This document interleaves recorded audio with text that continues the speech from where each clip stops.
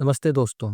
Welcome to कारोबार कहानियाँ, जहाँ हम आपके लिए लाते हैं बिजनेस जगत की इंटरेस्टिंग कहानियाँ सिंपल लैंग्वेज में, बिना बोरिंग फाइनेंस ज्ञान के। आज की कहानी है जुबलेंट ग्रुप की एक डायनामिक केमिकल कंपनी की, जुबलेंट इंग्रीवा। यहाँ मैनेजमेंट का टारगेट है अगले 5 सालों में सेल को 3 गुना बढ़ाना और एबिटा को 4 गुना बढ़ाने का। एक नज़र डालते हैं कहानी के रोड मैप पर। पहले देखेंगे कंपनी का ओरिजिन और अब तक की जर्नी।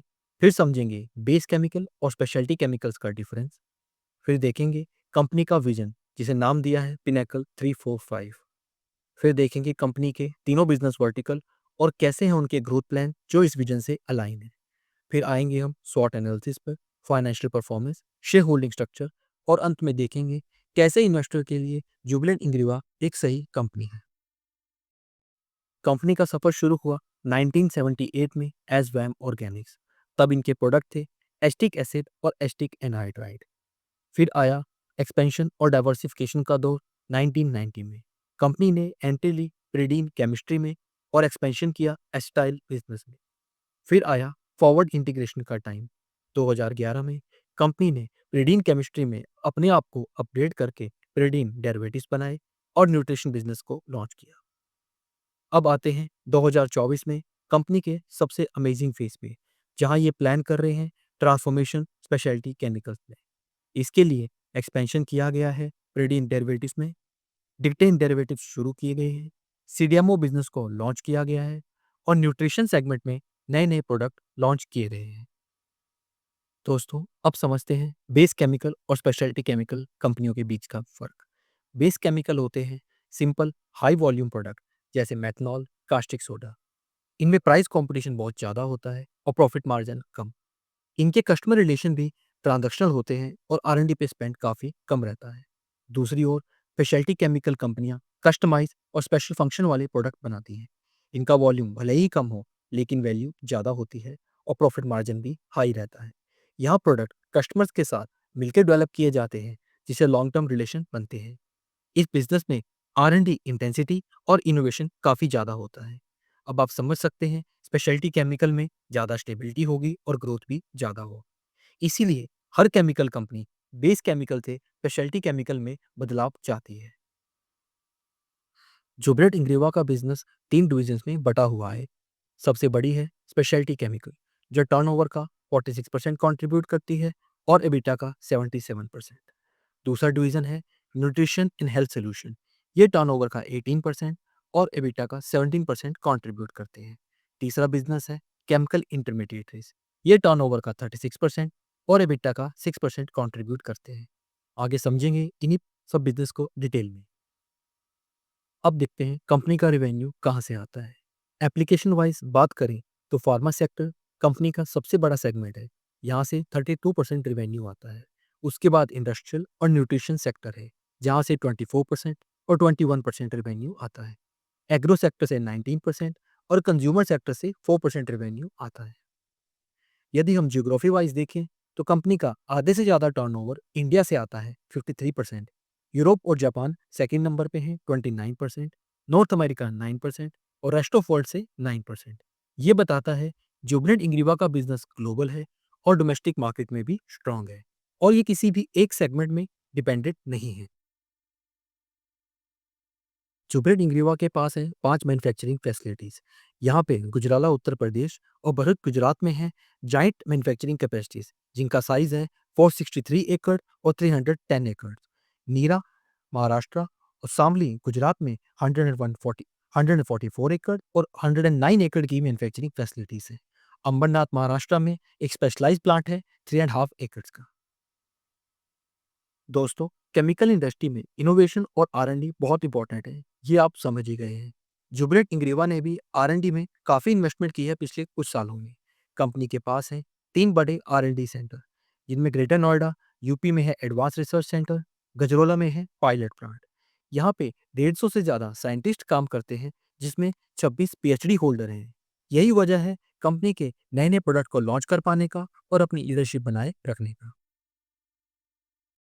अब आते हैं कंपनी के एम्बिशियस ग्रोथ प्लान पे, जिसे मैनेजमेंट ने नाम दिया है पिनेकल 345। कंपनी का लास्ट ईयर में टर्नओवर था 4,200 करोड़, जिसे FY 2030 तक लेके जाना है 12,000 करोड़ तक, जिसके लिए चाहिए 25% CAGR की ग्रोथ। करंट एबिटा है 557 करोड़ का, जिसे बढ़ा के ले जाना है 2,000 करोड़ तक। कंपनी की current return on capital employed है 12%, जिसे बढ़ा के ले जाना है 17 to 20% तक। यानी 5 साल में सेल्स को 3 गुना और एबिटा को 4 गुना करना है। इसीलिए नाम दिया गया है पिनेकल 345। आइए अब जुबिलेंट इंग्रीवा के सबसे तेजी से बढ़ते बिजनेस सेगमेंट स्पेशलिटी केमिकल्स को डिटेल में समझते हैं। ये सेगमेंट 3 मेन पार्ट्स में बटा हुआ है। पहला है प्रिडीन और प्रोक्लीन, जिसमें बायोप्रिडीन और बायोबेटा प्रोक्लीन में ये ग्लोबल लीडर है। खास बात यह है कि प्रिडीन और प्रोक्लीन में ये दुनिया की सबसे बड़ी नॉन चाइनीज प्लेयर है। दूसरा सेगमेंट है फाइन केमिकल्स, जिसमें 36 प्रिडीन डेरिवेटिव्स में ये कंपनी ग्लोबल नंबर 1 पे है। हाल ही में ही डिक्टेन डेरिवेटिव का बिजनेस भी लॉन्च किया है, जहां प्लान है ग्लोबल टॉप 3 में पहुंचने का। तीसरा पार्ट है CDMO, जो एग्रोकेमिकल, फार्मा और सेमीकंडक्टर जैसे हाई ग्रोथ सेगमेंट में प्रेजेंट है। कंपनी के और 70 से ज़्यादा कस्टमर हैं और पाइपलाइन में 50 से ज़्यादा नए प्रोडक्ट हैं। ये सेगमेंट में कंपनी के टॉप फार्मा और एग्रोकेमिकल कंपनीज कस्टमर्स हैं। अब जुबिलेंट इंग्रेवा के स्पेशलिटी केमिकल के विजन या पिनेकल को समझते हैं। कंपनी का FY 24 में टर्नओवर था 1,600 करोड़ और एबिटा मार्जिन 15% के थे। लास्ट ईयर टर्नओवर है 1,800 करोड़ और एबिटा मार्जिन रही है 23% की। यहाँ टारगेट है 3x की ग्रोथ। FY 30 तक कंपनी का टारगेट है टर्नओवर को लेके जाना 6,000 करोड़ और एबिटा मार्जिन को इम्प्रूव करना 25% तक। इसके लिए ग्रोथ ड्राइवर है CDMO और फाइन केमिकल बिजनेस।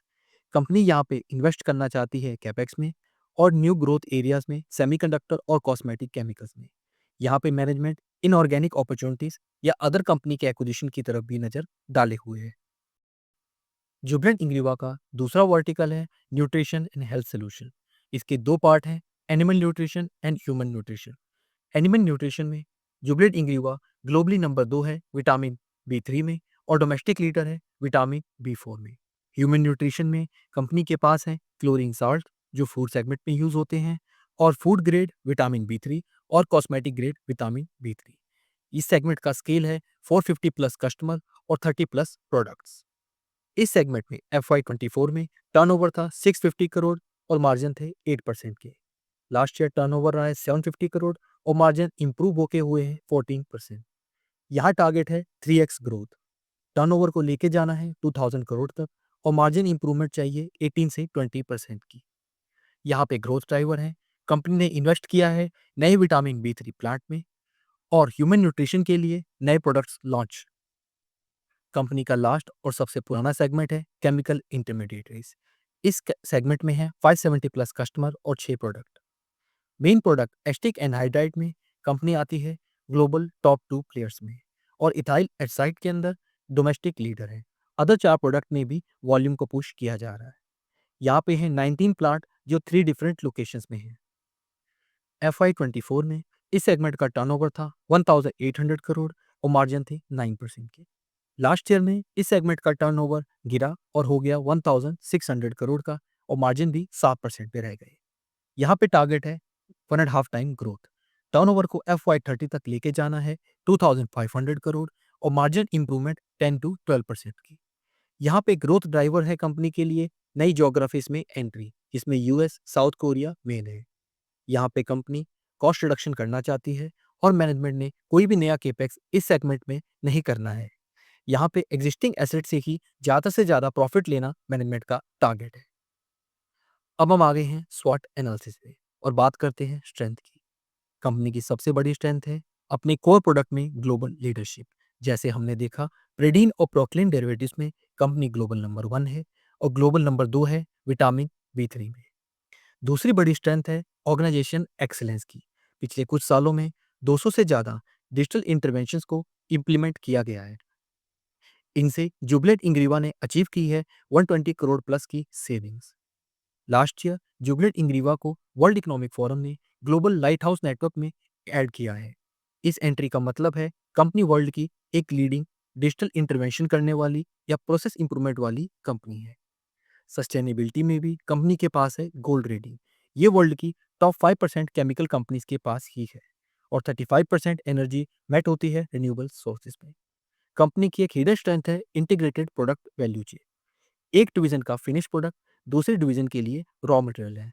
कंपनी इसी स्ट्रेंथ के द्वारा फॉरवर्ड इंटीग्रेट करके बेस केमिकल्स को यूज करना चाहती है स्पेशलिटी केमिकल्स में।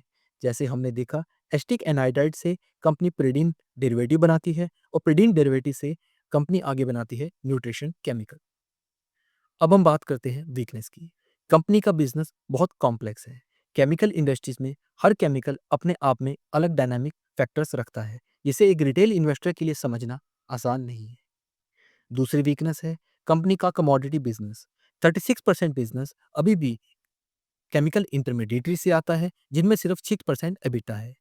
इस सेगमेंट में चाइना में बहुत ज़्यादा ओवर कैपेसिटी है। इस कारण कंपनी के मार्जिन सिलिकल और वोलेटाइल है। यहाँ पे raw material prices up down होती हैं, जिनसे इन्वेंट्री लॉसेस और गेन आते हैं। कंपनी की हिस्टोरिकल ग्रोथ पिछले कुछ सालों में 10% से भी कम की रही है और मैनेजमेंट का टारगेट है 25% की ग्रोथ को अचीव करना। ये हाई टारगेट मैनेजमेंट को विजन को हिला सकते हैं और आगे डीरेल कर सकते हैं।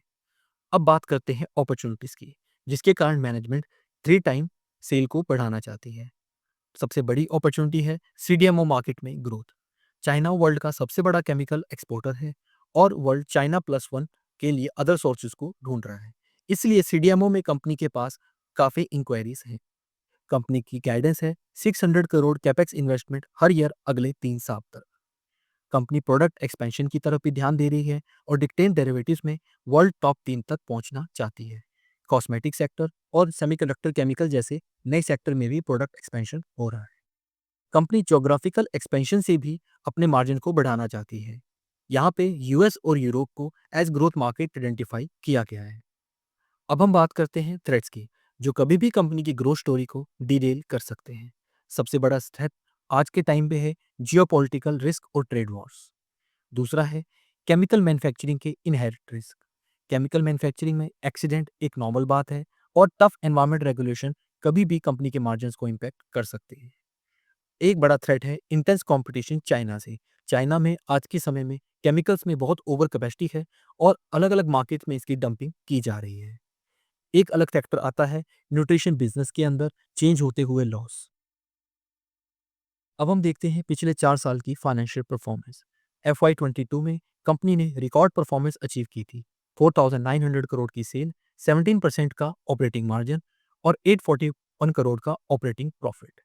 जबकि FY23 और 24 में डी ग्रोथ ही रही। FY25 में स्लाइट इंप्रूवमेंट आई, जहां ऑपरेटिंग मार्जिन 12% के हुए। पर कंपनी की ईपीएस FY22 से FY25 तक आधी हो गई है। हमने पिछली स्लाइड में देखा कंपनी के मार्जिन में FY25 में स्लाइट इंप्रूवमेंट आई है। उसको डिटेल में जानने के लिए हम पिछले 2 साल की क्वार्टर वाइज परफॉर्मेंस को देखते हैं। FY24 में Q4 कंपनी का बॉटम परफॉर्मेंस था, जहां एबिटा मार्जिन 9.4% के ही रह गए थे। उसके बाद मार्जिन्स में हम कॉन्टिन्यूस इंप्रूवमेंट देखते हैं, जो लास्ट क्वार्टर में 14.7% के रहे हैं। अब समझते हैं इस मार्जिन इंप्रूवमेंट का कारण। जो आप देख सकते हैं वो है बढ़ता हुआ शेयर स्पेशलिटी केमिकल्स का। स्पेशलिटी केमिकल्स जो 46% कंपनी के टर्नओवर को कंपनी के एबिटा को कंट्रीब्यूट कर रहे थे Q3 FY24 में, अब 76% एबिटा को कंट्रीब्यूट करते हैं। और बेस केमिकल का बिजनेस केमिकल इंटरमीडिएटरीज जो Q1 FY23 में 48% का कंट्रीब्यूट कर रहा था एबिटा को, अब 6% रह गया है। इसलिए देखते हैं कंपनी का स्पेशलिटी केमिकल्स में ट्रांजिशन ही उसकी ग्रोथ स्टोरी का सबसे इंपॉर्टेंट पार्ट है। आइए अब देखते हैं बैलेंस शीट का स्नैपशॉट। FY22 में कंपनी की बोरिंग्स थी 238 करोड़, जो FY25 में बढ़ के हो गई है 768 करोड़। हम देखते हैं कंपनी ने पिछले 4 सालों में हर साल डिविडेंड पेमेंट की है। ये मुझे एक रेड फ्लैग लगा। आप बोरिंग बढ़ा के डिविडेंड पेमेंट क्यों कर रहे हैं? इस डिविडेंड पेमेंट को अवॉइड करके आप इंटरेस्ट कॉस्ट कम कर सकते थे। कंपनी का कैश कन्वर्जन साइकिल भी 57 डेज से बढ़ के 75 डेज का हो गया। यहाँ पे इन्वेंट्री होल्डिंग 117 डेज से 163 डेज हो गई है, जिसमें कोई इंप्रूवमेंट नहीं आई है। हाई इन्वेंट्री का होना केमिकल इंडस्ट्रीज में इन्वेंट्री साइकिल्स को दिखाता है, जो कभी भी इन्वेंट्री लॉस ला सकते हैं। कंपनी की रिटर्न रेशो भी 29% से कम होकर 11% पे आ गई है, जो भी एक अच्छी परफॉर्मेंस नहीं है। मार्च 2025 में प्रमोटर ओन करते थे 51% को, एफआईआई 7% और mutual fund 16%, rest common public. पर लास्ट मंथ जून में ही प्रमोटर्स ने 6.2% स्टेक को सेल किया है 774 करोड़ में। जुबिलेंट ग्रुप ने कोका कोला का बॉटलिंग बिजनेस एक्वायर किया है और इस एक्विजिशन को फंड करने के लिए उन्होंने जुबिलेंट इंग्रीवा में अपने स्टेक को सेल किया है। पर प्रमोटर का स्टेक सेल करना भी एक रेड फ्लैग है। अब समझते हैं कैसे इन्वेस्टर के लिए जुबिलेंट इंग्रीवा एक सही कंपनी है। यदि आप एक लॉन्ग टर्म इन्वेस्टर हैं और केमिकल इंडस्ट्रीज के बारीकियों को समझते हैं तो आपके लिए जुबिलेंट इंग्रीवा एक सही कंपनी है। यदि आपको ट्रांसफॉर्मेशन वाली कंपनियों में जो एक बड़े ग्रोथ प्लान रखती हैं इन्वेस्ट करना अच्छा लगता है तो भी जुबिलेंट इंग्रीवा आपके लिए सही है। और आप ईएसजी फोकस इन्वेस्टर हैं तो भी ये कंपनी आपके लिए सही है। अब हम आते हैं कंक्लूजन पे। जुबिलेंट इंग्रीवा अभी स्ट्रेटेजिक ट्रांसफॉर्मेशन के फेज में है। कंपनी का बड़ा बिजनेस आज भी कमोडिटी बिजनेस है जहाँ पे मार्जिन वोल्टाइल है। पिछले 4 साल में कोई भी टॉप लाइन या बॉटम लाइन ग्रोथ नहीं आई है और प्रमोटर्स ने रिसेंटली स्टेक सेल किया है। और कंपनी के ग्रोथ प्लान बहुत ही एम्बिशियस हैं जो हमें मल्टी बैगर रिटर्न दे सकते हैं, पर मैनेजमेंट इन्हें एग्जीक्यूट कर पाए। अब आपने कारोबार समझ लिया है और आपको फैसला लेना है क्या जुबिलेंट इंग्रीवा को आपने अपनी ग्रोथ स्टोरी में पार्टनर बनाना है या नहीं। यदि आपको ये कष्ट कहानी अच्छी लगी तो वीडियो को प्लीज़ लाइक शेयर और कमेंट कीजिए और ऐसी ही कहानियों को जानने के लिए चैनल को सब्सक्राइब कर लीजिए। आप हमें कमेंट में ये भी बताइए कि हम और कौन-कौन से फैक्टर अपने एनालिसिस में कवर करें और कौन सी कंपनियां आप यहाँ पे देखना चाहते हैं। मिलते हैं अगली कहानी में। जय हिंद।